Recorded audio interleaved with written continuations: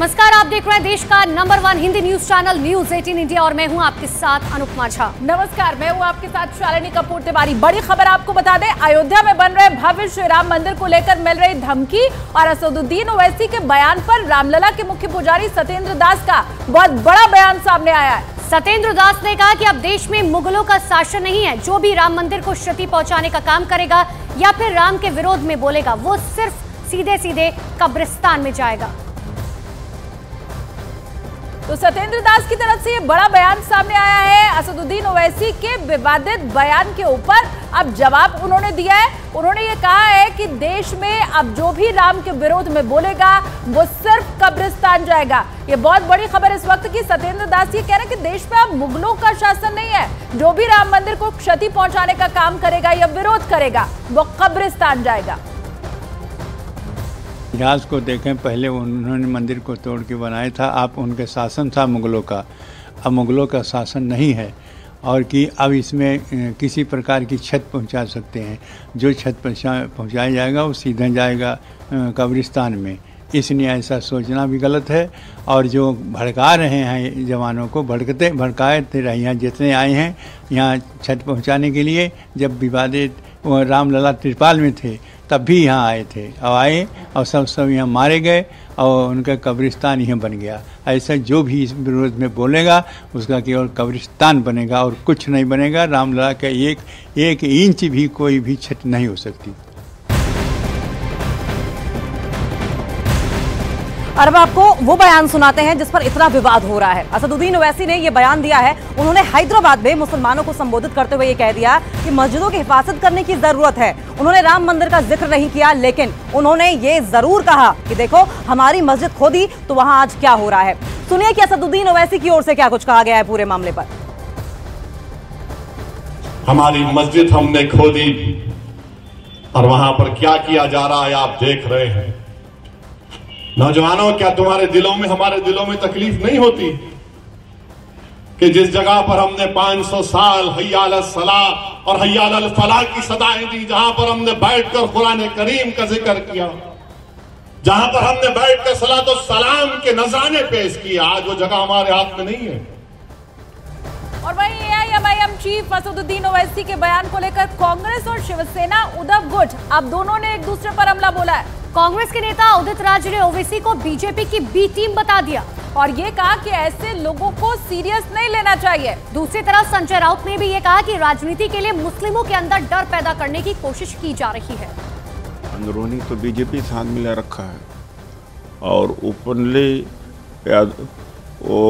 ऊपरी तौर पर कम्युनिटी को कुछ से कुछ कह रहे हो आप, तो इन लोगों को सीरियसली नहीं लिया जाना चाहिए। ओवैसी का काम है बीजेपी को स्थापित करना और अंदरूनी हाथ मिलाना और जहाँ भी सेकुलर पार्टियां हैं उसको जाके नुकसान करना। मुझे नहीं लगता ऐसा कुछ होगा। मुझे नहीं लगता है ये जो उनके मन में जो डर है, लोगों के मन में जो डर पैदा हो रहा है या किया जा रहा है, वो एक राजनीति है। ज़रूर अयोध्या में राम मंदिर बना है, लेकिन उसका मतलब ये नहीं कि और किसी धार्मिक स्थान के ऊपर कोई जाकर कब्जा।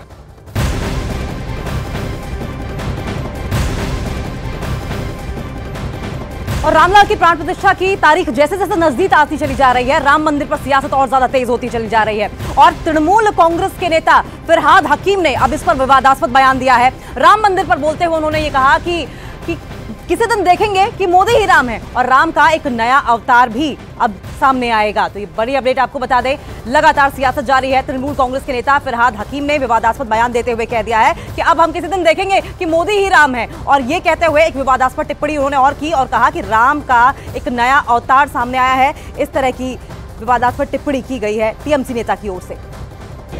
ये मोदी ही राम আরেকটা নতুন অবতার এলেন, সুতরাং এইগুলো চলতে থাকবে। যে মোদি রাম আরেকটা নতুন অবতার এলেন, সুতরাং এইগুলো চলতে থাকবে। तो राम मंदिर पर लगातार सियासत जारी और तृणमूल कांग्रेस के नेता फिरहाद हकीम ने विवादास्पद बयान दे दिया। राम मंदिर पर बोलते हुए उन्होंने ये कहा कि किसी दिन देखेंगे कि मोदी ही राम है और राम ही बीजेपी है। बयान हमने आपको अभी सुनाया भी, और इस बीजेपी ने अब इसी के ऊपर हमला बोला है। बीजेपी नेता एक तरफ ये दावा कर रहे हैं कि जिसकी सरकार में मंदिर का निर्माण हो रहा है वो श्रेय तो लेंगे ही। इतना ही नहीं, बीजेपी ने यह भी कहा कि वो ये भी कह रहे हैं कि फिरहाद हकीम ने अपना मानसिक संतुलन खो दिया है। आज इनिशिएटिव तो लिया है भाजपा की सरकार, आज इनिशिएटिव लिया है माननीय प्रधानमंत्री जी। आज इतना सालों में इतना सरकार तो आए थे, आप लोग क्यों नहीं किए हैं? आप लोग क्यों कश्मीर का एब्रोगेशन क्यों नहीं किए हैं? आप लोग 3 तलाक का ये क्यों नहीं किए? आप लोग अयोध्या मंदिर क्यों नहीं बनाए? सब कुछ आप लोग के पास भी था। आप लोग तो कांग्रेस का पेट से जन्म लिए हैं, तो कांग्रेस का होके बात आप लोग करेंगे ये मालूम है। लेकिन आज श्रेय माननीय प्रधानमंत्री और भारतीय जनता पार्टी ले रहे, क्योंकि उनका नेतृत्व में आज हजारों साल में जो काम नहीं हुआ है वो अभी हुआ है। या तो उसका मानसिक संतुलन खो गया है, नहीं तो उनके बाकी साथी जहां है अर्थात जेल में, वो भी कतार में है, तो वो जाने का डर से ऐसा बोल रहे हैं। वैसे आप लोगों को पता है कि इसका पाकिस्तान के ऊपर प्यार कितना है। कलकत्ता में मिनी पाकिस्तान बनाना इनका सपना है, और ये जानते हैं मोदी जी जब तक भारत के प्रधानमंत्री रहेंगे, अमित शाह जी जब तक इस देश का गृह मंत्री रहेंगे, ये सपना कभी सच नहीं होगा। तो हकीम फिरहाद के इस बयान के बाद राजनीतिक गलियारे में भूचाल आ गया है। लेकिन हकीम के इस बयान पर न्यूज़ 18 इंडिया ने जब उनसे इस पर बात की तो उन्होंने अपने बयान को दोहराया तो नहीं, लेकिन बीजेपी के राम मंदिर पर श्रेय लेने पर हमला जरूर बोल दिया।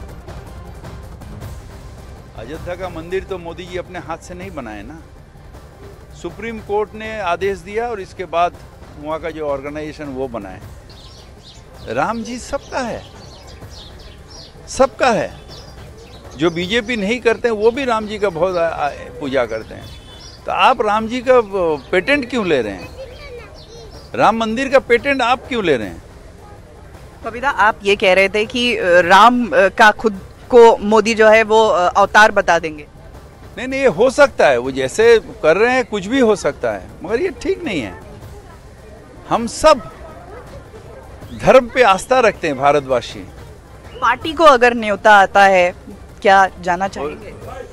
हम मालूम नहीं हमको ये बात, हम तो पार्टी के इस विषय में निर्णय नहीं हुआ और हम इसका ये पोजीशन में नहीं है।